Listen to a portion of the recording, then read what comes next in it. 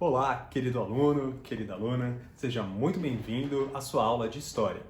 Eu sou o professor Cauê Kaique, aos que não me conhecem, sou professor de História das primeiras séries E e F, mas junto com o professor Marcelo Silvério, vamos agora abordar a temática ou as reflexões de História para todas as primeiras séries. A nossa aula de hoje visa problematizar as civilizações da Antiguidade Oriental, pontualmente discutindo a história dos hebreus, fenícios e persas. Os hebreus habitavam uma região da passagem entre a Ásia e a África. E uma das suas principais heranças para nós na contemporaneidade e já naquele período histórico foi a fundação ou a criação do judaísmo. Religião monoteísta que serviu de base para o cristianismo já aí no mundo antigo e para nós também na contemporaneidade. Além dos hebreus, pontuaremos as contribuições dos fenícios, hábeis marinheiros e comerciantes da antiguidade que contribuíram para o desenvolvimento do alfabeto. Já os persas, a terceira civilização que pontuaremos nesta videoaula, construiu um dos mais fortes e emblemáticos impérios da antiguidade. A pergunta que fica para esse momento da nossa aula é: como o legado de cada uma dessas civilizações se apresenta na atualidade? Vamos juntos construir essa narrativa histórica? Começando as discussões da aula de hoje, abordaremos os hebreus, buscando compreender qual o seu principal legado a nós na contemporaneidade e, para isso, pautando a discussão na reflexão sobre monoteísmo. Mas falar sobre hebreus é falar sobre migrações, perseguição, lutas, cativeiros, dispersão. São elementos que fazem parte da narrativa histórica do povo hebreu. Mesmo sem construir um império territorial vasto e vivendo dispersos pelo mundo, os hebreus conseguiram preservar sua tradição cultural durante milênios e transmitiram importantes valores ou parte desta herança às civilizações cristãs, como, por exemplo, a crença em um Deus único, intitulada de monoteísmo. Anota aí, frisa aí que isso é muito importante. Os hebreus eram um povo de origem semita, cuja história mais remota ainda é incerta. Além dos vestígios coletados nas pesquisas arqueológicas, as principais fontes de estudo sobre a sua história encontram-se em textos e escritos religiosos que, para os cristãos, correspondem ao Antigo Testamento. A questão em relação a essas fontes, ou seja, sobre as fontes históricas que estão presentes na Bíblia, é uma questão que compõe as discussões historiográficas e que combina narrativas históricas com mensagens éticas e religiosas. E muitas das suas passagens ainda não encontraram confirmação em todas as pesquisas arqueológicas, gerando alguns tipos de questionamentos sobre a historicidade da narrativa do povo histórico. Mesmo assim, os textos bíblicos constituíram um material muito rico sobre os costumes, sobre os hábitos, sobre as crenças deste povo, não é? Contribuindo para o nosso entendimento da cultura do povo hebreu e de suas contribuições à história contemporânea. A história política do povo hebreu. Veja, a história do povo hebreu antigo, ela pode ser dividida em 3 grandes períodos. O período do governo dos patriarcas, o período do governo dos juízes e o governo dos reis. As origens do povo hebreu, segundo sua tradição, estão colocadas no clã do patriarca Abraão, que nasceu em Ur, no sul da Mesopotâmia, por volta aí do século 20 a.C. A principal atividade econômica deste povo era a criação de gado. Abraão migrou para Canaã, a noroeste da Mesopotâmia, e seus descendentes ali viveram até a 3ª geração. Veja, para o povo hebreu, Canaã era a terra prometida por Deus. Quando, em uma grande seca e escassez de alimentos atinge esta região, Israel, neto de Abraão, e seus descendentes partem rumo ao Egito, onde permaneceram por aproximadamente 400 anos. Em uma parte deste período, não é, no período em que eles estiveram presentes no Egito, sob o domínio dos faraós, foram escravizados. No século 13 a.C., conduzidos por Moisés, os hebreus saíram do Egito de volta a Canaã, posteriormente intitulada de Palestina. Esse episódio ficou conhecido como o Êxodo, não é? A migração, o deslocamento do povo hebreu de volta à Terra Prometida. Este episódio é um episódio emblemático na história do povo hebreu. De acordo com a tradição religiosa desta denominação, na travessia do deserto, não é? Na travessia do deserto em frente ou em direção ao Monte Sinai, Moisés recebe de Deus, Yahvé, as tábuas com os 10 mandamentos, firmando-se assim uma aliança entre o Deus único, Yahvé, e supremo, não é? Para o povo hebreu e seu povo. Esta crença serviu, portanto, para unificar as mais distintas comunidades e tribos hebraicas que existiam e dar a este povo coesão. Querido aluno, querida aluna, veja, a construção, né, do encadeamento histórico que esta aula se propõe, ela tem a finalidade de ser um subsídio, não é? Uma raiz, ou seja, né, calcar as discussões conceituais que serão promovidas na aula online pelo professor Marcelo Silvério. Agora há pouco, né, no início desta videoaula, começamos a apresentar a primeira fase da história do povo hebreu, intitulada da Era dos Patriarcas, em que, sobre a liderança de diversos pátrias, não é, os grupos hebreus se unificaram, e a partir do momento em que Moisés recebe no alto do Monte Sinai os 10 mandamentos e passa a normatizar hábitos, costumes desta sociedade, estamos falando de elementos de coesão. A segunda fase da história do povo hebreu se dará no contexto do governo dos juízes. Para reconquistar Canaã, os hebreus tiveram que enfrentar povos que ocuparam a região durante a sua permanência no Egito. Dentre eles destacam-se cananeus e filisteus. Essas lutas duraram quase 2 séculos, período em que os hebreus foram governados e conduzidos pelos chamados juízes. Esses juízes centralizavam o poder jurídico, social, religioso e de forma enérgica, primordialmente quanto ao cumprimento dos costumes religiosos, costumes esses que promoviam a coesão deste povo. Os juízes não contavam com uma estrutura administrativa regular, mas buscavam promover elementos ou práticas de governabilidade que desse sustentação a essa civilização.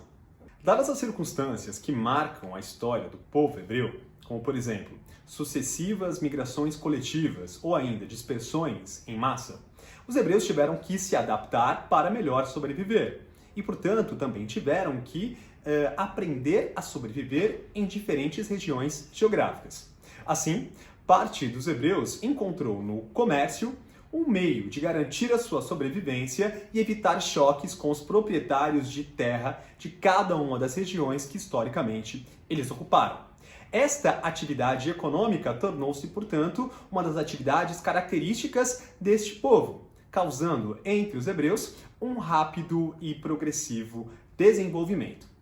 Isso, de certa maneira, estimulou a conquista da propriedade privada pelo povo hebreu. Processo esse que desestruturou a organização comunitária, que era a forma como se vivia aí na fase do patriarcado, em parte dos juízes, né, do governo dos juízes, e culminou também no surgimento de alguns processos de discrepância desta sociedade, como desigualdades sociais. A terceira fase da história do povo hebreu é intitulada de O Governo dos Reis. As lutas contra povos que também disputavam a região de Canaã, como filisteus, amoritas, não é? Que foram citados já aqui no contexto de nossa aula, levaram os hebreus a adotar a monarquia como forma de centralizar a administração, não é, desta comunidade, de fortalecer, não é, as suas forças, obviamente com a finalidade, não é, de conseguir se defender e se militarizar melhor e, portanto, conseguir enfrentar seus adversários.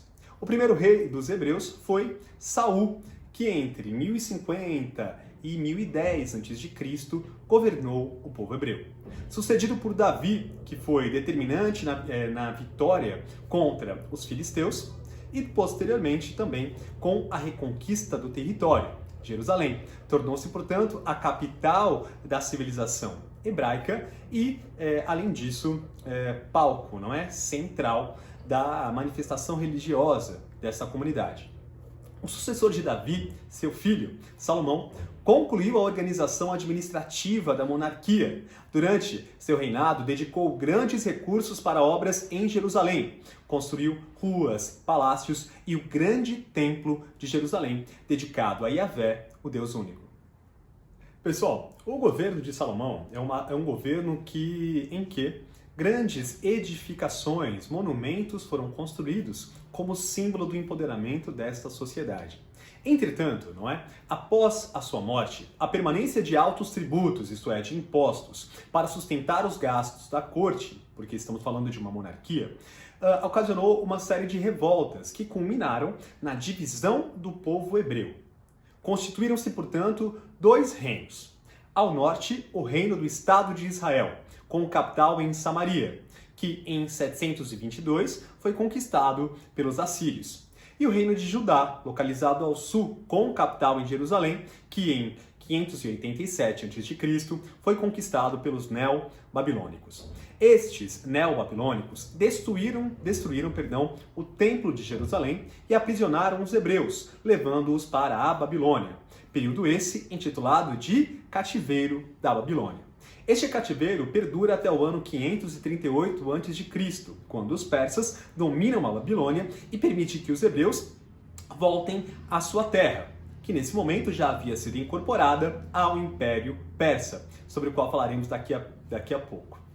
Nesse movimento, reconstruiu-se então o chamado Templo de Jerusalém, não é? Que algumas manifestações religiosas aqui no Brasil quiseram reproduzir também. Embora livres do cativeiro, os hebreus perderam a sua autonomia política. A região que habitavam historicamente tornou-se uma província e sucessivamente dos impérios persa, macedônico e romano.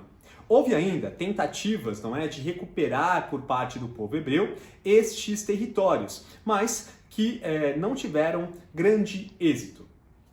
Houve ainda, né, no contexto da história do domínio romano, que a gente ainda vai estudar aqui na primeira série do ensino médio, os invasores reagiram fortemente, não é, a esse processo de rebelião, sufocando e matando uma série de hebreus, destruindo pela segunda vez o grande símbolo, não é, edificado da cultura ao Deus único, o Templo de Jerusalém. A partir desse momento em que a história do povo hebreu é marcada pela segunda grande destruição do Templo de Jerusalém, e em função, não é, do domínio do povo romano, ou do Império Romano, sobre a região que historicamente os hebreus ocuparam, inicia-se um novo processo de dispersão intitulado de diáspora hebraica, não é?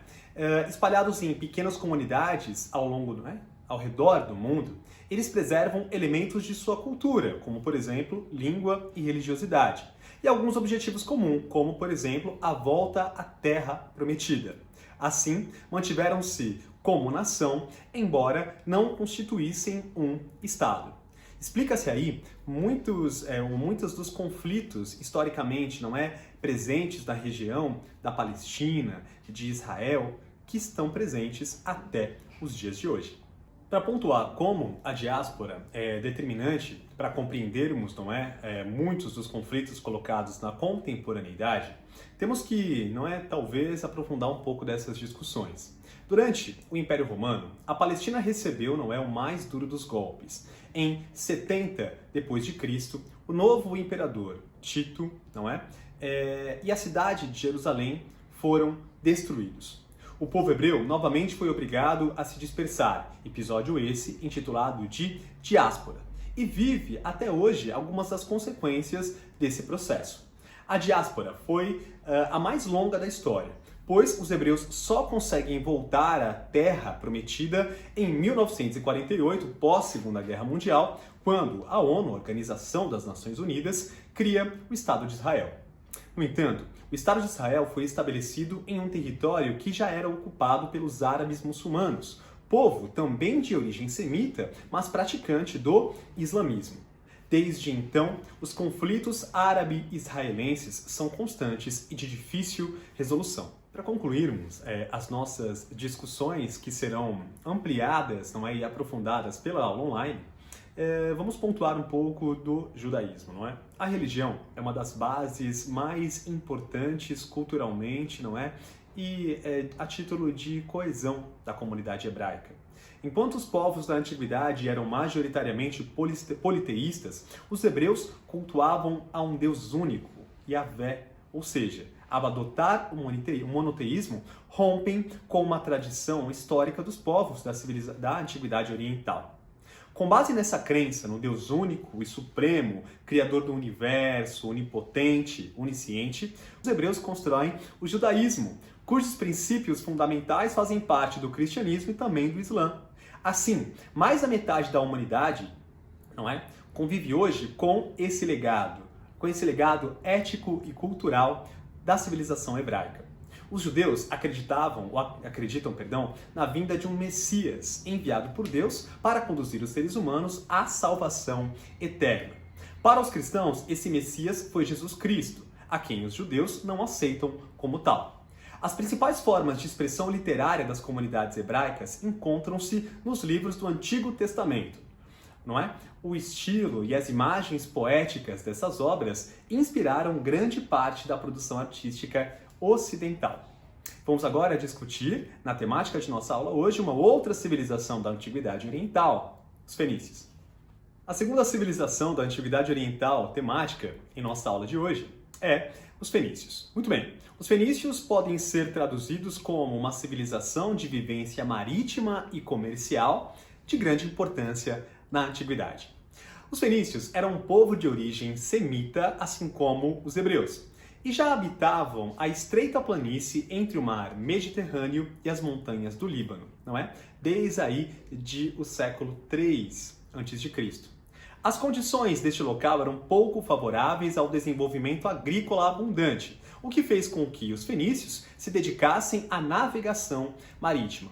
Vamos pontuar que você tem que ter com muita clareza, nesse momento do curso, que as civilizações da Antiguidade Oriental são civilizações majoritariamente agrícolas. Por quê? Porque vivem em uma região intitulada de Crescente Fértil, que foi alvo, não é, de um movimento histórico intitulado de sedentarização, ou seja, os povos da antiguidade se fixam a essas margens férteis, a essas regiões férteis, em vista de sobreviverem melhor, de encontrarem abundância na produção agrícola e, portanto, condições de crescer enquanto civilização. Os fenícios não tinham esta possibilidade, porque a sua estreita faixa territorial era pouco fértil, o que naturalmente os impeliu a buscar uma alternativa. Estamos falando, portanto, da navegação marítima como essa alternativa.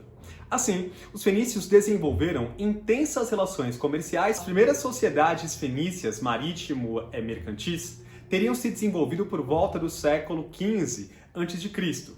Observando-se a área aproximada do antigo território fenício, observe o mapa que ilustra o processo de expansão da civilização fenícia. Eles vão chegar a criar feitorias, isto é, como se fossem armazéns em suas colônias, em várias regiões do mar Mediterrâneo.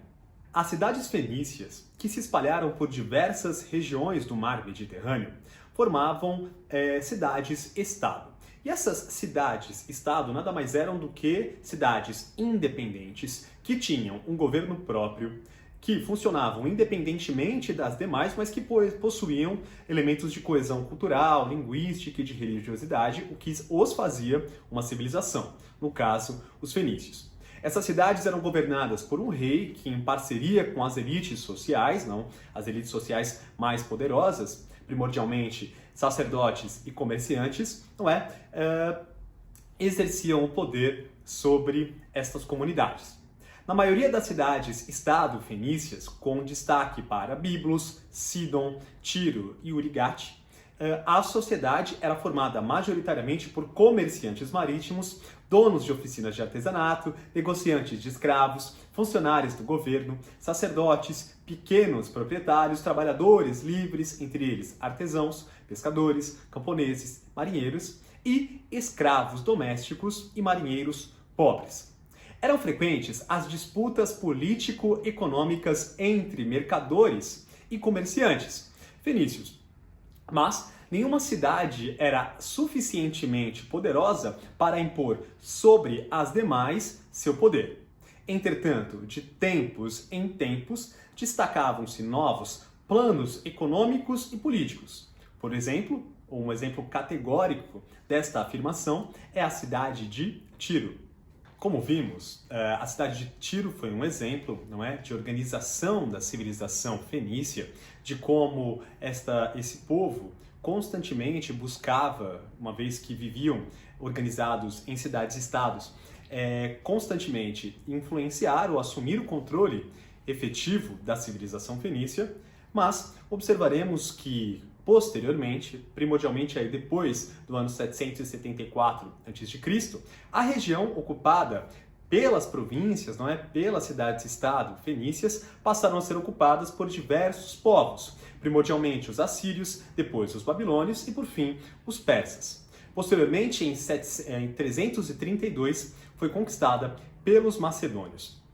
Para concluirmos a nossa discussão sobre os fenícios, vamos apontar a característica mais importante ou mais emblemática desta civilização para nós na contemporaneidade, que é pensar a lógica da navegação e do comércio. O comércio marítimo era, portanto, a principal atividade econômica da civilização fenícia. Eles exportavam diversos produtos, tais como artigos metalúrgicos, vidros coloridos, tintura para tecidos, e importavam de diversas regiões marfim, metais, perfumes, pedras preciosas, cavalos e cereais, portanto fomentando a atividade comercial e o deslocamento de produtos na região do mar Mediterrâneo. Os fenícios fundaram diversas colônias, lugares em que eles levavam ou praticavam o comércio, esta fusão, não é? Esta imbricação entre diversos povos, o que contribui também, não é, para a ampliação da cultura fenícia para distintas regiões. Das colônias fenícias, as mais emblemáticas são Chipre, Sicília, Sardenha, ao sul da Espanha e no norte da África, não é? Onde se destacou a colônia de Cartago. Esta colônia será importante ao discutirmos a história dos gregos daqui a pouquinho. Entre essas colônias, nessas colônias, aliás, eram criados entrepostos comerciais, feitorias, em que estes produtos eram comercializados, na lógica da importação e da exportação. Portanto, os fenícios contribuíram, não é, no incremento da atividade comercial, da atividade econômica do comércio, com diversas civilizações da antiguidade que viveram concomitantemente com eles. Um outro fator que destaca a existência ou a participação dos fenícios na construção da narrativa histórica da Antiguidade Oriental é a questão do alfabeto. Os fenícios desenvolveram uma das maiores formas ou mais importantes formas de registro da comunicação humana, o alfabeto. Com a expansão da atividade comercial, eles passaram a negociar ou necessitar, em função da negociação, de um meio mais prático que os auxiliasse neste processo de comunicação com outros povos. Assim, criaram, adaptaram e divulgaram a escrita alfabética.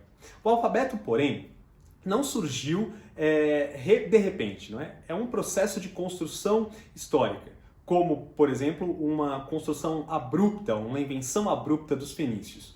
Desde o início lá do século II a.C., houve na região algumas tentativas de sistematizar alfabetos, não é? O alfabeto fenício permitiu que a escrita se tornasse, aos poucos, um meio de comunicação acessível aos múltiplos grupos de sua sociedade, uma vez que o alfabeto corroborava, auxiliava a prática do comércio. Vamos agora à história do povo persa. Chegamos à terceira civilização de nossa aula de hoje, os persas, um grande império no Oriente. Por volta do ano 1500 a.C., povos indo-europeus invadiram e conquistaram o Planalto do Irã, situado no sudoeste da Mesopotâmia. Entre eles destacaram-se os medos e os persas. Ao final do século 7 a.C., os medos já haviam organizado um estado, não é? E dominaram os persas. Por volta do ano 550 a.C., comandados por Ciro, os persas venceram e dominaram os medos e promoveram a unificação de medos e persas em um único império.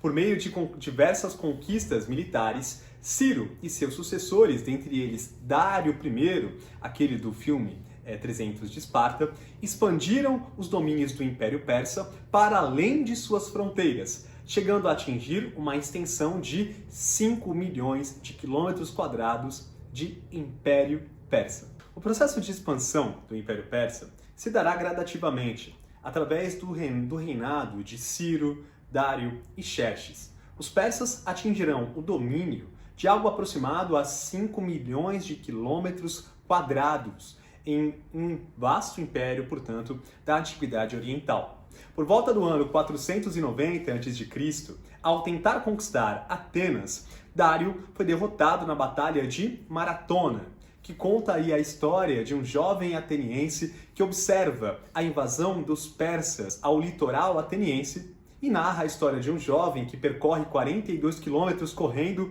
e morre desfalecido ao chegar em Atenas e anunciar a invasão dos persas, que marca, por fim, o final do processo de expansão da civilização persa.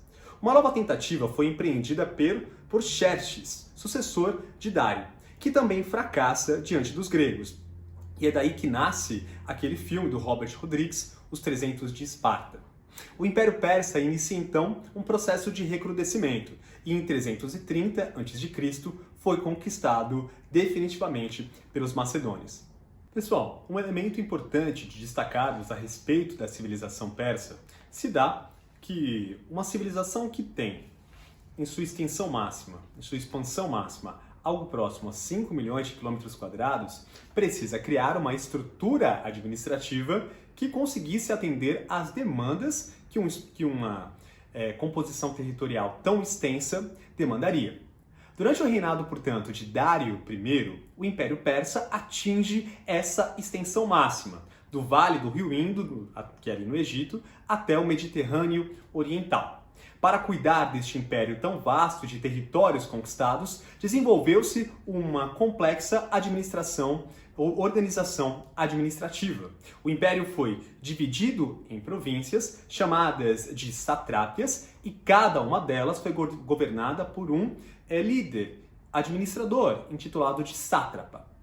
Prevenindo-se contra o excesso de autoridade dos sátrapas, Dário I cria um sistema de vigilância e controle de seus poderes, designando um general de sua confiança do exército para cada uma das satrápias. Além disso, periodicamente enviava altos funcionários a todas as províncias para fiscalizar os sátrapas. Buscando, portanto, manter a unidade dos territórios conquistados, habitados por povos distintos e que, majoritariamente, eram assimilados à civilização persa, foram construídas diversas estradas para facilitar a comunicação entre essas mais distintas regiões.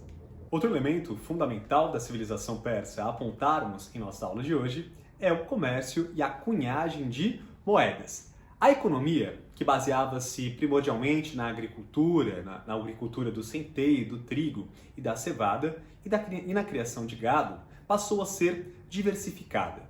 Depois, com a expansão do império, a unidade político-administrativa e a construção de estradas que facilitavam a comunicação entre as satrápias e o centro do poder, estimulou-se o comércio e o artesanato.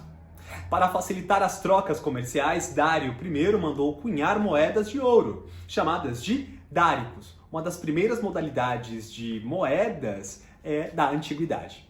Posteriormente, ele permitiu-se a cunhagem de montantes de prata. Então, estamos observando que a civilização persa, por ter um vasto império aí, detentor de mais de 5 milhões de quilômetros quadrados, para favorecer a prática do comércio, cria a cunhagem de moeda. Inicialmente, o dárico era apenas em ouro e, posteriormente, também em prata.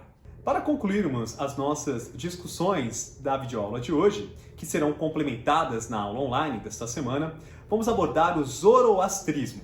Por volta do século VI a.C., Zoroastra ou Zaratustra fundou o zoroastrismo, religião de doutrina dualista exposta no livro Zend Avesta. Zoroastro pregava a existência de uma incessante luta entre o bem e o mal, personificado em dois deuses, Ormuz, o deus do bem, e Ahriman, o deus do mal. Afirmava que no dia do juízo final, quando todas as pessoas seriam julgadas por suas ações, Ormuz venceria definitivamente Ahriman. Além disso, valorizava o livre-arbítrio, isto é, cada pessoa era livre para escolher entre o caminho do bem e o caminho do mal. Conforme sua escolha, a pessoa seria, portanto, julgada e arcaria com as consequências no dia do juízo final. Veja, o zoroastrismo incorpora ou possui características que também encontraremos em outras denominações religiosas que estão surgindo no mesmo momento. Os persas, de uma maneira geral, incorporavam a religiosidade ou características culturais e religiosas dos povos por eles dominados, com uma estratégia de assimilação para incorporar mais docilmente estas comunidades. O zoroastrismo, à sua maneira, contém, portanto, alguns elementos ou princípios religiosos e morais encontrados também no cristianismo, no judaísmo e no islamismo, como as ideias de juízo final, ressurreição dos mortos, eternidade, céu e inferno. Até o final do século XX, o zoroastrismo tinha algo em torno de 200 mil adeptos no mundo, dos quais 60% deles encontravam-se na Índia, no Irã, nos Estados Unidos e no Paquistão. Queridos e queridas, construímos na videoaula de hoje um start, um primeiro passo conceitual da temática que será discutida nesta semana nas aulas online. Espero que você tenha conseguido acompanhar as discussões que aqui suscitamos, tenha feito em seu caderno os registros, não é, dos apontamentos mais relevantes da explicação que eu conduzi nesta aula e que participe ativamente das duas aulas online desta semana. Eu agradeço a sua atenção e a generosidade da escuta e da acolhida a esse discurso e faço votos de que você tenha uma excelente semana de aprendizado significativo e emancipador. Um forte abraço, até a próxima aula!